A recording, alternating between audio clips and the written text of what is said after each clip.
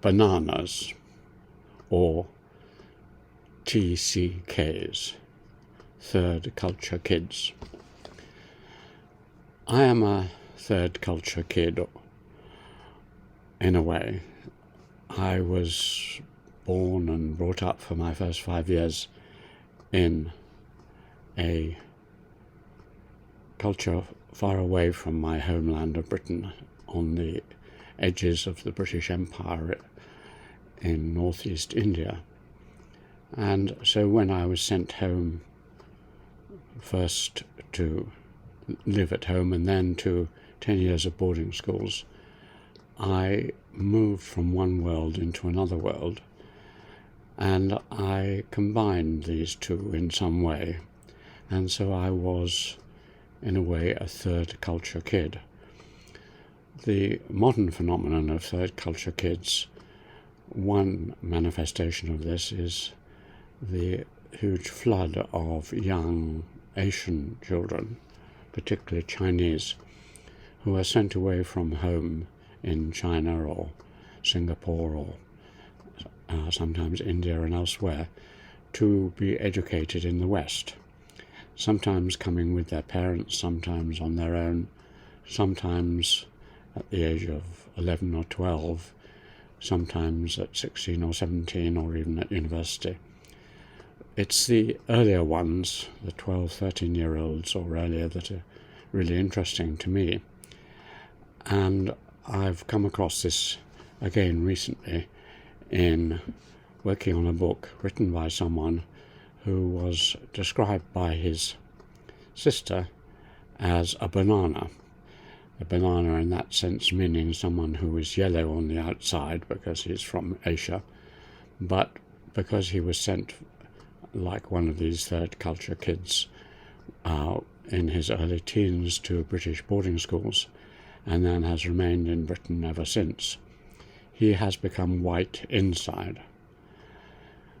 This idea of an outside and an inside, the opposition between the two, and that being a way to combine things, seemed appealing for a long time. But recently I've been thinking further about it and decided that it's not really very accurate or helpful. We as humans are much more complicated, and I think that if I examine myself or I examine my Chinese and other young friends who've been sent to the West, some more complicated pattern emerges. What I've discovered from analysing my own life in a series of autobiographical works is that much of our character is formed very strongly, much earlier than we remember. We tend to think that we became who we are, perhaps in our early adult life and onwards. But looking at my own development from birth, I can see that even by the age of 5, when I came home to England, I was 70% or more formed. And by the time I went to my first boarding school, 80% or more at the age of 8. And so whatever it was that I was going to be was really determined by those early years. I was like a little tree.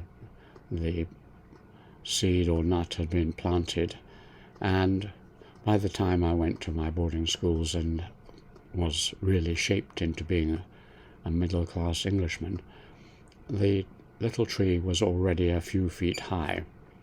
And although what would happen afterwards might well buffet it or push it in another direction or stunt it or whatever, it wouldn't change from being whatever that tree was into something else. In other words, the inner essence of it was very strongly shaped.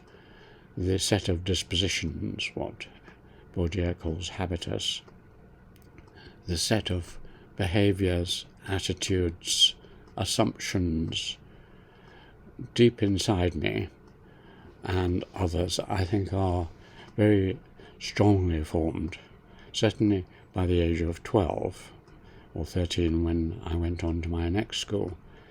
And therefore I think that these third world, third culture kids coming to the West from around the world are both a very important but also a fascinating experiment, because they are growing up in a world where you cannot be, or many people no longer can be, just of one culture.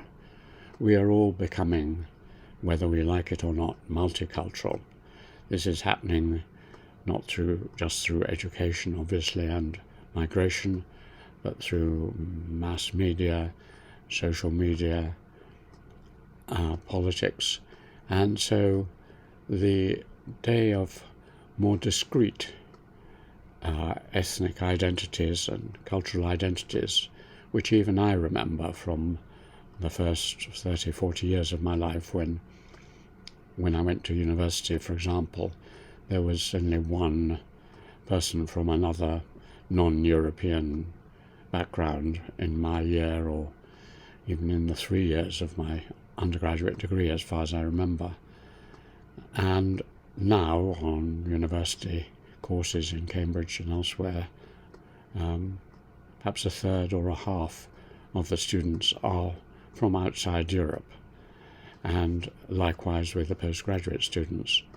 And the same thing I observe in the village I live in. 20 years ago it was almost exclusively white and British. Now a quarter or so or more is from all over the world.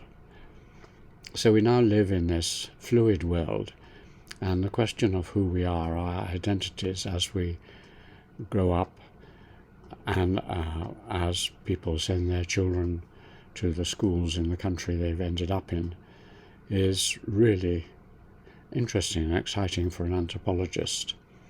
And I think the key to understanding it is to escape from all simple binary oppositions, inside, outside, east, west, all those things, because what we are getting is a multi-layered kind of identities of individuals who come to this country or go abroad. And I saw this also in reverse. My parents, my grandparents, my great-grandparents and others went and spent their lives in places outside Britain, many generations ago in the West Indies, later in India and Burma. And they often went quite young, and yet even as teenagers or a little over, whenever they went to these places, they remained at their core and heart British. And that is one of the fascinating things about the British Empire, the way in which the British took their own identity and maintained it. So this phenomenon is important to understand when looking at the various diasporas. For example, I worked in Nepal, and many of my Nepalese friends have moved to Hong Kong and then to London and America. And on the one hand, they and their children, who often go to British or American schools, appear to be fully integrated. They love British football, they know a great deal about British culture, they're perfectly capable of swimming in this Western world.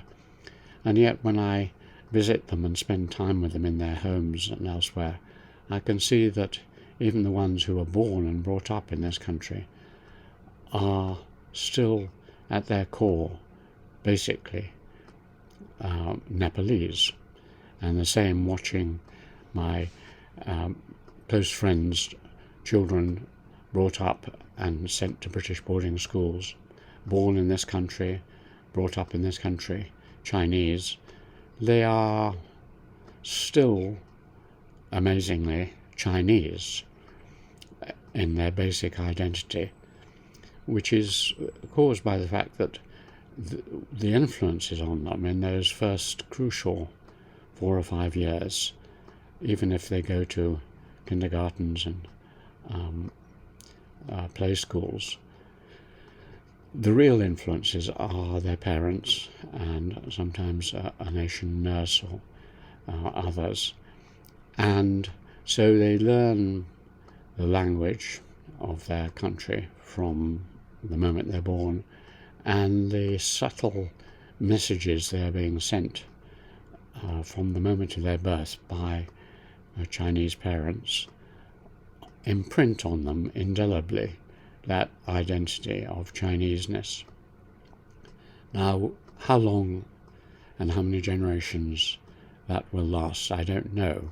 It will be fascinating to see whether it gradually diminishes. To a certain extent, the ones born in this country and educated here are already in some ways much more assimilated than their parents, and so it will go on. But my guess is that we will increasingly live in a world where there is a surface of conformity to whatever society and civilization you happen to end up with, but in the cultural field, in your identity, in your feelings of who you are, in your habitus and dispositions, people will remain in little pools. In other words, the old metaphor that was proclaimed by sociologists in the 1960s of the melting pot, that America would melt the migrants into America and they would all become American.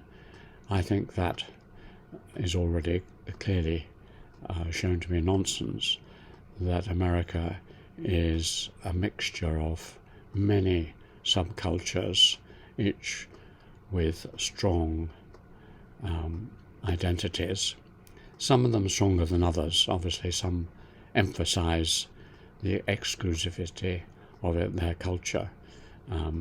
Orthodox Jews are one classic example, and if the identity is protected by religion, it may be even stronger.